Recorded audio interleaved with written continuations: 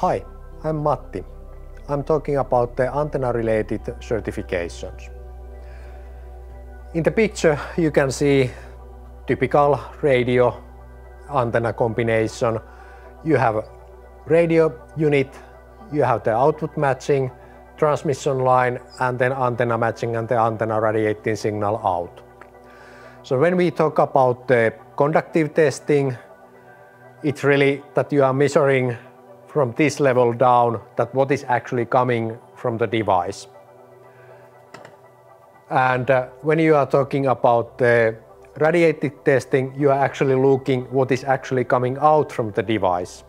And in the between, you have the antenna, and antenna has a certain gain. In optimum theory, you have a conductive results plus the antenna gain, you get the radiated results. In the real life, it's not directly so easy because the antenna gain, if you take it from the datasheet, it's really different when you actually put it inside the design. For radiated testing, there are a couple of main things to measure. TRP, how much energy is coming totally out. TIS, looking at how easily you can receive the signal. And EIRP is looking what is the directivity of the antenna.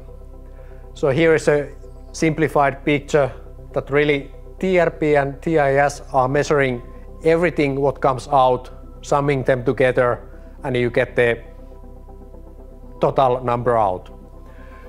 EIRP is the value is defining that how directive the antenna is. So basically, usually regulations refer to the maximum EIRP value because it's defining that the antenna cannot radiate too much in one certain direction. The idea is somehow to protect that there is not too heavy radiation for people or some other devices which get disturbed. EIRP and TRP values and also TIS values, all of them are frequency depending, so you really have to check them. For example, in the radio band, several channels or typically high, mid, low channels. And these are the measurements you have to do done in the big chamber over the air measurement. So you really measured what is coming out. So just remember that TRP, TIS and EIRP, they are the measured values. You can calculate them theoretically, but it's best to actually measure them in the end. The funny thing is that if you think about the TRP, it's typically, and TIS, they are typically values given by the operators, and they are, for example, TRP is the minimum requirement for the US operator. But the EIRP actually maximum value. And it has happened that we have done antennas for first in the US and trying to get as high TRP value as possible, but then we went to some other country which has a higher, more demanding EIRP limit. We actually had to reduce the antenna performance to fill in on that country. In that sense, it's really country specific and approval authority related topics to discuss, to go through that what is exactly in certain country or certain sales area the limits. Very often today people are using pre-certified modules, meaning that this part of the design is already approved, and it helps in that sense that the conductive testing doesn't have to be repeated after that.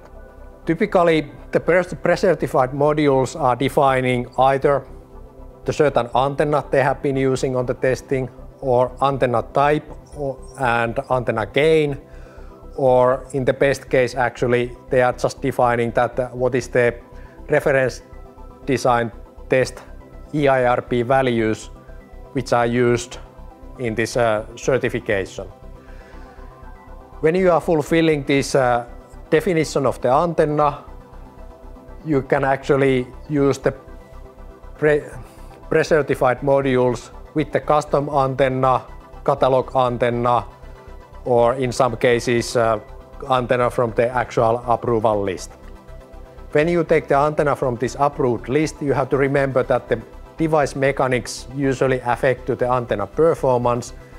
So even you take the antenna from the approved list and the approved pre-certified device, you put them together, you probably get different measured values out of that. For that reason, the operators want to have at least the TRP testing, EIRP testing in the over-the-air chamber until they give the approvals for this combination of the pre-certified module and the antenna.